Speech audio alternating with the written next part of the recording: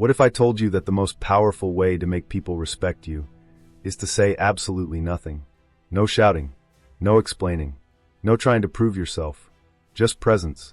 This video will show you how Nietzsche, yes, the wild philosopher who saw through society's illusions, unlocked the secret power of silence. And once you understand it, you'll never look at social dynamics the same way again. Have you ever felt invisible in a conversation? Like the louder voices always win, even when they're wrong. Or maybe you constantly feel the pressure to justify yourself, at work, in relationships, even online. This video is for those who are tired of chasing validation. Because Nietzsche didn't just study power, he exposed how those who don't speak often hold the most of it. By the end of this video, you'll know exactly how to use silence as a weapon, a shield, and a mirror, all without manipulating or pretending. You'll learn how to walk into a room and instantly shift the energy. If you're the kind of person who thinks deeply, feels too much, and wants to rise without selling your soul, then stay close. What you're about to learn wasn't meant for everyone. They always expect you to explain yourself, to defend, to argue. But what if not saying a word was the most terrifying answer? Nietzsche understood this long before most people even began to question the power of silence. He believed that silence isn't absence, it's pressure. The kind of pressure that makes the air in a room feel heavier. The kind that doesn't ask for attention, but steals it anyway. Most people talk to survive socially.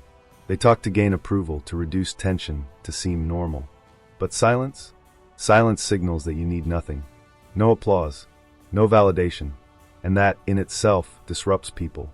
Imagine sitting across from someone who doesn't flinch, doesn't explain, doesn't care to convince you of anything. It's like trying to play chess with a mirror. It's not playing back, and that drives the other person mad. Nietzsche's silence wasn't passive. It was a statement. A man who knows who he is doesn't need to be understood. In fact, he prefers not to be. Being misunderstood protects him. Think about how many times you've wasted energy trying to be clear, only to end up misinterpreted anyway. Nietzsche would have smiled at that. He'd say, "Why give them the sword they'll use to stab you?" The irony? People often respect you more when you don't explain, because they have to fill the silence with their own imagination, and imagination is always more intense than reality. They'll assume you're deeper than you are, smarter, more dangerous, more free. Why? Because you didn't give them the script. You left them guessing, and in that guessing, you became larger than life.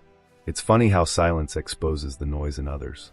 They start stumbling, over-explaining, overcompensating. It's a survival instinct. People hate silence because it holds up a mirror to their insecurities. When you remain quiet, they feel watched, even if you're not watching.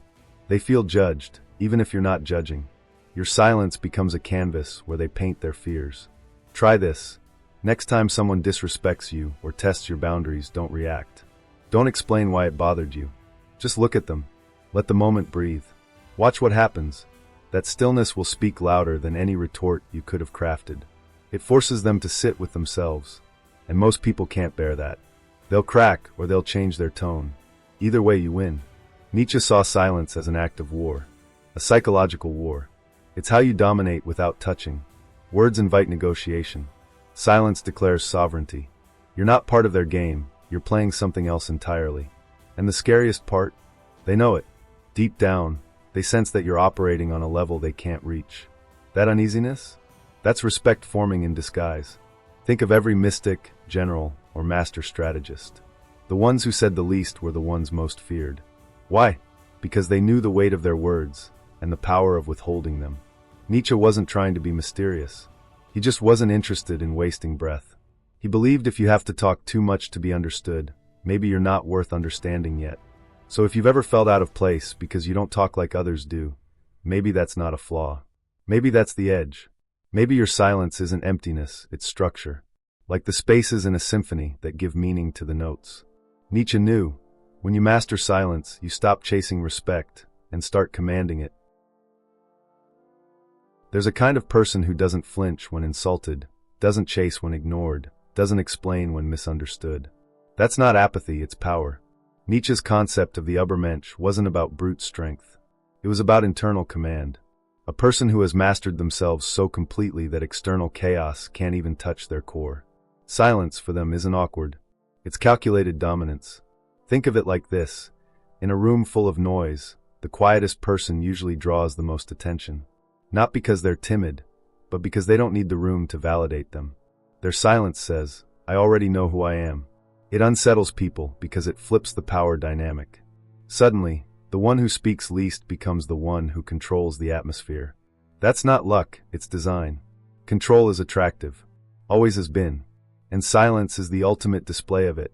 When someone tries to provoke you, and you remain completely still, no twitch, no reaction, you become untouchable. That's self-mastery in real time. In a world addicted to instant replies and emotional reactions, being unreadable is intimidating. It makes people cautious around you. That caution? It's a form of respect. Nietzsche's ideal man is the one who governs himself first. No outbursts. No desperation. Just clarity and restraint. Not because he lacks emotion, but because his emotions don't own him. Imagine getting bad news and simply nodding. No panic. No story. Just action later. That unnerves people. They expect a breakdown, but you offer a pause. That pause is power. Real control doesn't announce itself. It doesn't need to.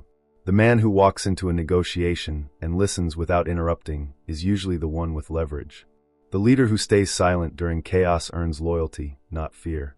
Nietzsche knew, when you're in control of your tongue, you're also in control of the narrative, because the moment you speak, you define yourself. But when you wait, others reveal who they are first. You've probably noticed this in real life. That one friend who never talks over people, but when they finally speak, everyone listens. They don't fight for space, they let the space find them. You don't need to dominate conversations to dominate people. Try speaking less in meetings. Observe instead. When you finally say something, make it land like thunder. That's how leaders are made. What Nietzsche grasped, what most still miss, is that speech can be a liability. Words betray you. They leak emotions, fears, and desires. But silence? Silence is airtight. It doesn't expose. It doesn't negotiate. It just watches. And that stillness makes people project onto you whatever image intimidates them most. That's where your advantage begins. Picture the samurai before battle, still, unreadable, deadly. Or a lion watching silently from the shadows. They don't need to roar to prove anything. Their very presence is a warning. That's the archetype Nietzsche was tapping into. A person whose silence precedes their influence. Not because they're mysterious, but because they've got nothing to prove. And that's the secret no one told you growing up. You don't earn respect by shouting louder. You earn it by needing less. The one who can stay calm in the middle of a storm, who chooses when to speak and when to remain silent, is already a ruler, even if no one crowned them yet. Most people talk to fill a void, not a room, but the one inside themselves. When you stay silent, it creates discomfort, not in you, but in them. They start to wonder what you're thinking, if you're judging, if you're offended. And that spiral doesn't come from you. It's their own insecurity playing tricks on them. Nietzsche understood this. The mind projects louder when it can't read the room. You see, silence is like a mirror. It reflects people back to themselves, and not the version they post online. The real one, their doubts, their guilt, their craving for approval. The louder someone gets around your silence, the more they're trying to drown out their inner critic. And ironically, the less you say, the more they reveal. It's like they can't help but try to fill the gap you left open. This is why silence is such a powerful psychological tool. It forces authenticity. When people aren't reacting to your words, they have to sit with their own. That's when the mask slips. The small jokes start sounding nervous. The body language starts twitching. The eyes dart around looking for reassurance. And the whole time, you said nothing. You didn't even move. That's how fragile their image was. Think about conversations you've had where someone over-explained something simple. That wasn't clarity, it was fear.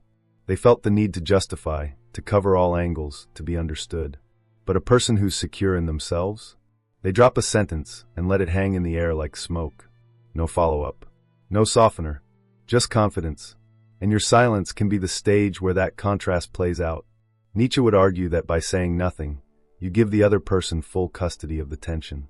And tension, my friend, is currency. Whoever handles it better holds the power. So when you choose silence, you're not being passive, you're putting them on the defensive. Because now they're not responding to you, they're responding to themselves. And that's a very different battle. It's uncomfortable for people to look inward. That's why they fill space with noise, opinions, nervous laughter. But your silence is a subtle invitation, Sit with your own mind for a second. And most people can't. They squirm. They overshare. They confess things they didn't mean to. You didn't interrogate them. You didn't challenge. You simply didn't rescue them from their own voice. In practical terms, use this in conversations where you feel outnumbered or underestimated. Don't rush to explain your value. Let your stillness do the work. Ask a question, and then go quiet. Watch how people unravel trying to impress, convince, or outperform you. You become the eye of the storm, still, composed, and untouchable. This is also why manipulative people hate silence. They feed off emotional reactions. If they can get you to defend yourself, they've already won. But if you give them silence, it starves their strategy. It forces them to expose their hand. And that's when they lose control, not because you out-argued them, but because you didn't need to argue at all. And the truth is, if you're one of the few who can stay still while others shake, you'll always stand out. Not because you're louder, but because your presence carries weight. And the less you say, the more they hear. In a world drowning in noise, silence has become one of the rarest forms of power. Not just silence in speech, but silence in reaction, in opinion, in emotional outbursts. It's a kind of immunity, a psychological shield. Because the moment you stop needing to explain yourself, you become untouchable. People can't use your words against you if you offer none. They can't twist your intent if you never gave them access. Nietzsche knew this well. Power isn't in domination, it's in insulation. Most people live in a state of hyperresponse. They jump at every comment, every text, every facial expression. They are puppets pulled by invisible strings, strings made of guilt, fear, approval-seeking. But the person who breaks those strings becomes a problem, an anomaly, a glitch in the system, someone who can't be provoked or manipulated. That's when silence becomes terrifying to others, because it means they've lost their usual tools. Ever noticed how some people desperately try to get a reaction from you? They poke, prod, joke, criticize. It's not always malicious. Sometimes it's just insecurity, seeking confirmation that they still matter in your eyes. But when you remain neutral, they're left alone with the echo of their own effort. Silence becomes a wall they can't climb, and it drives them mad. Think of it like this. Every word you speak is a piece of information. To the right ears, it's a weapon. If someone wants to control you, they'll use what you've given them. That's why people who overshare often feel vulnerable later. They hand it over the blueprint. But those who master silence build their fortress without doors. You can look at the walls, but you'll never get inside. This applies even in digital life.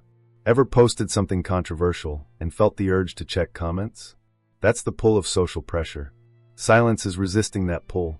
It's watching without reacting, observing without explaining. You'll find that people start projecting onto you, making up stories, attributing motives, trying to decode you. And that's where your power multiplies. Because while they're busy analyzing shadows, you're already 3 steps ahead. Psychologically, silence disrupts patterns. Human brains are wired for resolution. We want closure, clarification, harmony.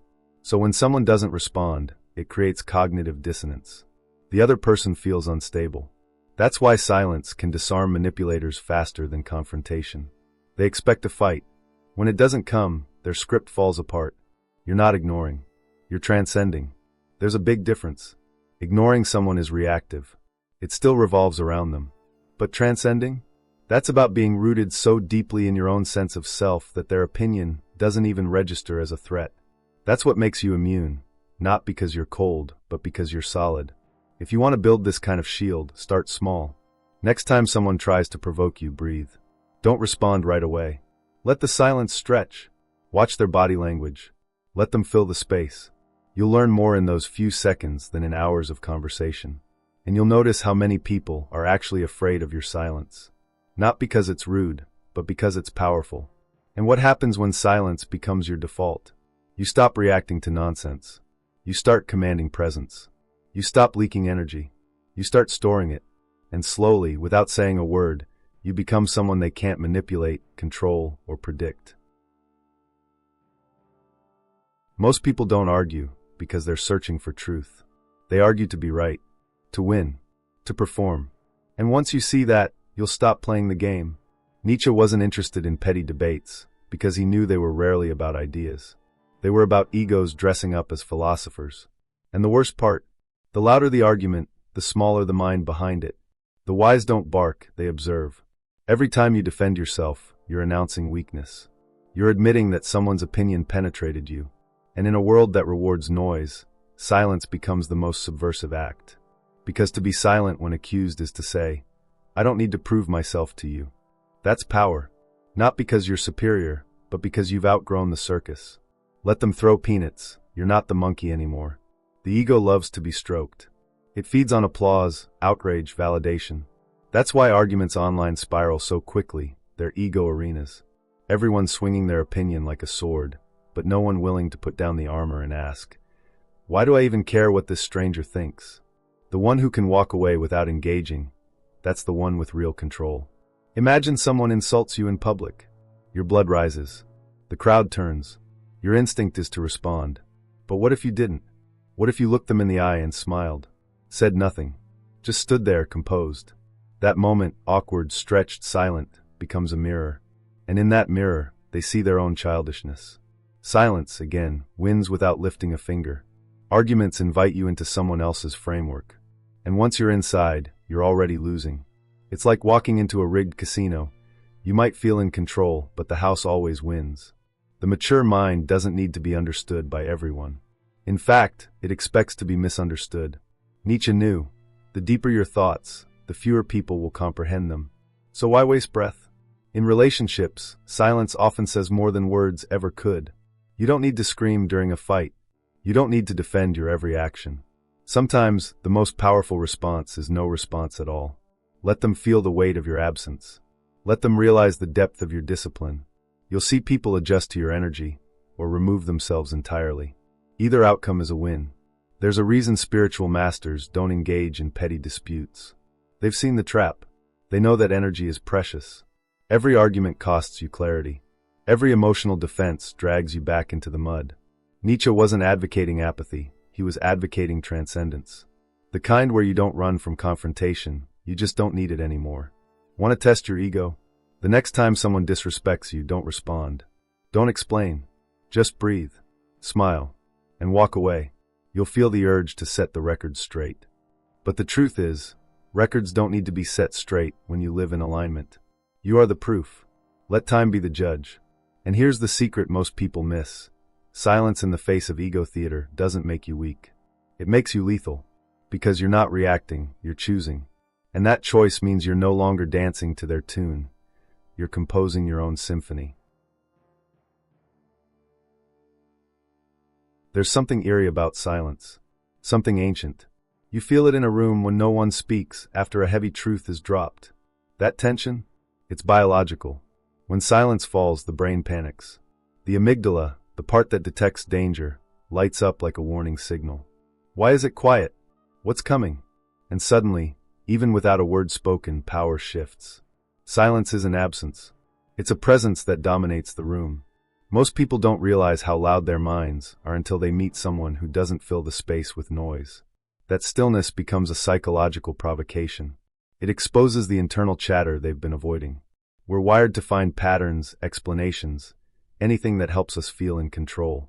But when faced with someone who doesn't play by those rules, the mind spirals. Are they judging me? Do they know something I don't? Am I safe? You ever notice how people talk more when they're uncomfortable? That's the mind trying to grab control of uncertainty. It's why interrogators use silence. It's a trapdoor. The subject speaks just to fill the void, and ends up confessing more than intended. Nietzsche understood this instinct. That's why he used silence not as retreat, but as precision. You don't need to manipulate people. Just let them meet themselves, and they'll do the rest. It's psychological warfare without cruelty. Just composure. Just self-possession. Because the one who doesn't rush to fill the silence shows they don't fear it. And in social settings, that's terrifying. People project onto silence whatever they fear most. Indifference? Superiority? Hidden knowledge? They imagine it all. And in doing so, you never had to say a thing. Let's get practical. The next time you're in a meeting and someone tries to dominate the room, don't interrupt. Don't one-up. Just sit still. Watch. When they run out of breath and you've said nothing, the attention turns. What are you thinking? Someone will ask. That's when you speak, if needed. But not before. Let their noise burn itself out. That's how you command attention, by mastering the art of restraint. We're conditioned to believe that confidence equals volume. But the opposite is often true. True confidence doesn't need validation. It doesn't chase applause. That's why silent people unsettle others. They don't signal weakness. They don't seek reassurance. And the insecure mind interprets that as threat, because it can't read you. And what it can't read, it fears. Silence activates a feedback loop in the other person's nervous system. Their anxiety rises. They feel exposed, unsure. And to soothe that discomfort, they over-explain, overreact, overshare. Meanwhile, you remain grounded. The power isn't in withholding, it's in the choice. You could speak. You just don't need to. That's what dominance feels like. Calm, quiet, certain. Even in romantic conflict, silence speaks volumes. Not the toxic kind that avoids responsibility, but the composed kind that says, I won't play this game. The kind that refuses to yell back. That doesn't match chaos with chaos. And when done right, it breaks the cycle. Because the other person is forced to confront their own storm, without your emotional fuel. And here's the truth nobody tells you. Most people are scared of someone who isn't scared of them. Silence, in this sense, is the ultimate proof of self. Not a shield, not a strategy, but a state, a way of being so centered that nothing pulls you off balance. And just wait, because the next level is even more subtle. Now that you've seen the hidden architecture of silence, what are you going to do with it? Will you go back to explaining yourself to people who never really listened? Or will you finally walk into the world with that quiet, unshakable presence Nietzsche admired? The kind that doesn't beg, doesn't chase, and never needs to shout. If any part of this resonated with you, it means you're not meant for the shallow noise of the crowd. You're here to move differently. So I challenge you, start today. Watch how people react when you no longer over-explain. Watch who feels uncomfortable when you become untouchable. And if you want to keep sharpening this mindset, hit that subscribe button and turn on notifications. Because this isn't just a video, it's the beginning of a new way of existing. A way most people will never even notice until it's too late.